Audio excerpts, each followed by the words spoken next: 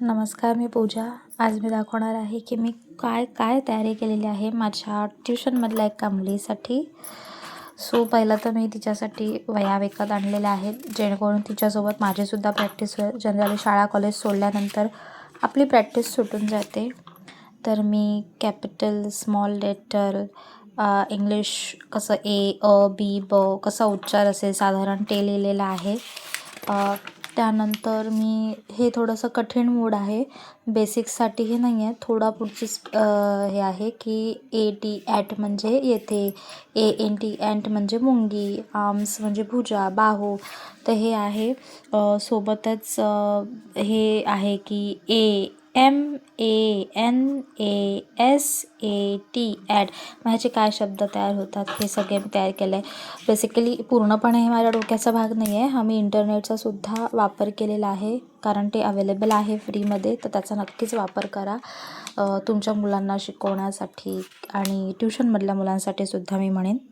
त्यानंतर word families आहे. हे सोपी पद्धत आहे. AT ॲट ज्यामध्ये ॲट हे शब्द येतात ते काय असतील? इन, ऑल, इट, ॲन, इल हे सगळं आहे. त्यानंतर हे फोनिक्स आहेत.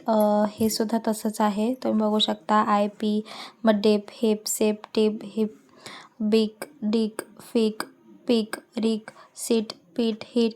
काही शब्दांचे लिटरली काही अर्थ नाही आहेत, पण तरीसुद्धा मी म्हणेन की त्यांना बोलताना त्यांचे शब्द उच्चार हे खूप स्पष्ट होतात, त्याच्यामुळे त्यांना फोनिक्स असं म्हटलं जातं. तर ही इज, शी इज. आता हे थोडं ग्रॅमरकडे आपण वळतो. He is, she is, it is. मग you are, we are, they are, I do, I have, I had. हे सोप्या पद्धतीने. त्यानंतर पास्ट, प्रेझेंट, फ्युचर टेन्स हे येतं. ह्याच्यामध्ये आपण I did, I do, I will do, I ate, I eat, I will eat, I took, I take, I will take, I told, I tell, I will tell. हे सगळं सोप्या पद्धतीने आहे. त्यानंतर भूत, वर्तमान, भविष्यकाळ आहे. तर I eat pizza, I ate pizza, I will eat pizza. हे तिन्ही ह्याच्यामध्ये आहे. त्यामध्ये फुल फॉर्म्स आहेत. मग शब्दांचे जसं मुलं शिकत जातील तसं पुढे ह्यांना BAचा फुल फॉर्म काय, तर बॅचलर ऑफ आर्ट्स. हे बेसिक ज्या गोष्टी आहेत, पूर्णपणे मांडलेल्या नाही आहेत, पण मी प्रयत्न नक्कीच केलेला आहे. तर BSCचा बॅचलर ऑफ सायन्स हे एज्युकेशनमध्ये झालं, म्हणून ह्याला एक सेम कलर दिला आहे. त्यानंतर हे वेळेसंबंधी आहेत, म्हणून ह्याला एक स्पेसिफिक कलर. AM म्हणजे काय, PM म्हणजे काय. आता हे थोडं इंटरनेट रिलेटेड आहे, म्हणून ह्यांना वेगळा. आणि ही वेबसाईट आहे WWW, आपण जनरली वापरतो, तर वर्ल्ड वाईड वेब. तर RIP हे वेगळं आलं कम्प्लिटली. VIP हे कम्प्लिटली वेगळं आलं. AI, artificial intelligence. ह्याचा हे जे काही शॉर्ट फॉर्म आहेत, हे मुलांना शिकणं हे खरंच गरजेचं आहे. हे बेसिक आहेत, अजून भरपूर आहेत पुढे.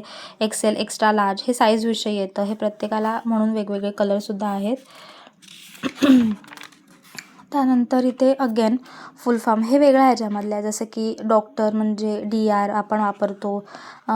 MR, MRS, RD म्हणजे रोड, LTD आपण ॲड्रेसमध्ये लिहितो, किंवा एखाद्या कंपनीचा लिहितो तेव्हा, किंवा एक्सेट्रा आपण असं लिहितो. तर EG आहे म्हणजे एक्झॅम्पल, टेलिफोन, QR कोड हे आपण सहज रोजच्या जीवनात वापरतो, पण क्विक रिस्पॉन्स कोड हा त्याचा फुल फॉर्म आहे. हे खूप कमी जणांना माहीत असतं. तो इथे मी मांडलेला आहे. त्यानंतर इथे सिम्बल्स आहेत.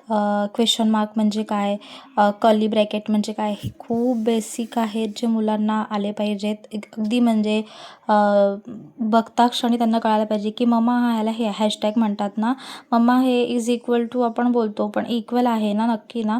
म्हणजे त्यांनी बोलायला पाहिजे की अरे हे तर @ आहे मम्मा, हे तर ग्रेटर दॅन आहे मम्मा, असं बोलता आलं पाहिजे.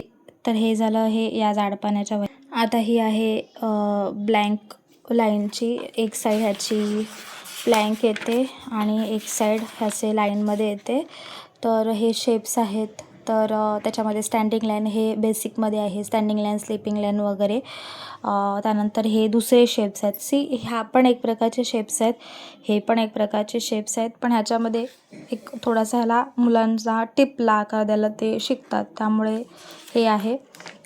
त्यानंतर त्या स्टँडिंग लाईन स्लिपिंग लाईनचा वापर करून मी कसा वापर केलेला आहे बघा, की ॲरोज येतात, ढगांचं जसं पाणी पडतं ते आहे, कौलं आहेत त्यांची ते दाखवू शकता. हे कसं स्टँडिंग लाईन स्लिपिंग लाईनचा वापर करू शकतात. त्यानंतर standing line pre writing skill आहेत हे.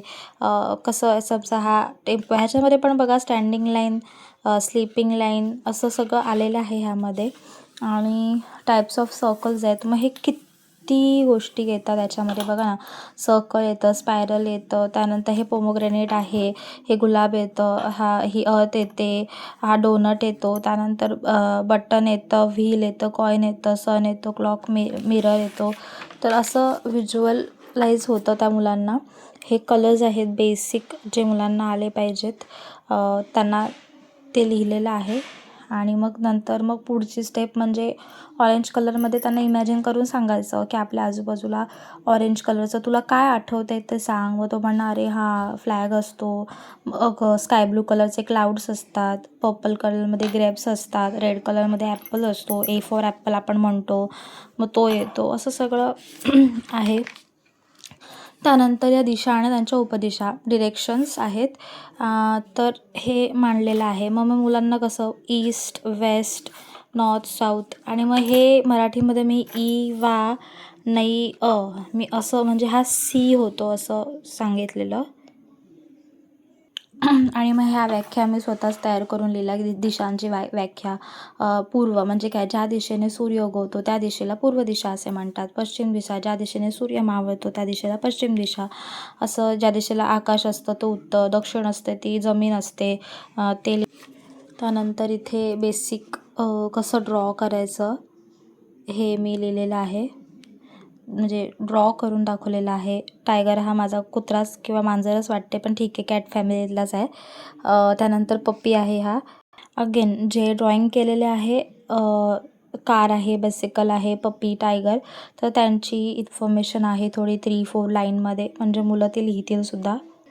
आता इथे स्मॉल म्हणजे काय, बिग म्हणजे काय, short, tall, happy, sad, full, empty, हे सगळं मुलांना बघूनच समजतं चित्रांद्वारे.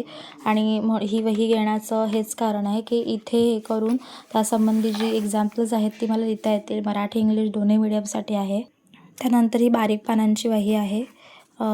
यामध्ये मी काय केलं आहे की साधारण असं लिहिलेलं आहे, गमतीदार सत्य, म्हणजे ह्याने माझंही अक्षर खरं तर बघायला गेलं तर सुधारायला होतं, कारण आपल्या हातात सतत मुलांसारखा पेन नसतो. तर हे छोटी छोटी वाक्य आहेत जी थोडंफार शिकून पण जातील. काही मीम्स आहेत असं पण म्हणेन मी, गमतीदार पण आहेत. आणि हा मराठी भाषेचा जो शृंगार आहे, आता बोलताना मुलांची जिभेचा सुद्धा ह्यामध्ये अभ्यास होतो. पुल्लिंगी, स्त्रीलिंगी म्हणजे काय, कोळ्यांचा, आता कोल्यांचा सुद्धा काही लोक उच्चार करतात, पण कोळ्यांचा, मुलांची जीभसुद्धा चांगली वळते. आमटी फेकून देतात असं. नंतर योगाबद्दल इन्फॉर्मेशन आहे थोडीशी, म्हणजे हे त्यांना शाळेमध्ये जरी विचारलं तरी हे पाठ होईल. संत ज्ञानेश्वरांची थोडीफार माहिती आहे. त्यानंतर आले मी इंग्लिश मिडियमकडे. हे झालं माय स्कूलबद्दल थोडीशी माहिती, एकदमच म्हणजे सिम्पल पद्धतीने. अर्थबद्दलची माहिती, मग अर्थ कोणत्या कलरची असते त्याला संबंधी मी थोडंसं लिहिलेलं आहे. काऊबद्दल थोडीशी माहिती लिहिलेली आहे. इथे मूनबद्दल थोडी लिहिलेली आहे. मराठीमध्ये आपल्या आजीबद्दल थोडी म्हणजे मी नेटवर पाहिलेली होती आणि त्याचाच मी रेफरन्स इथे लिहिलेला आहे. तर अशा मी टोटल 3 वह्या इथे घेतलेल्या आहेत तिच्या खास अभ्यासासाठी, ज्याचा उपयोग तिला एकटीलाच नाही तर इतर मुलांनासुद्धा होईल नक्कीच. आणि दर शनिवारी मी ठरवलं आहे की टेस्ट घ्यायची आहे तिची.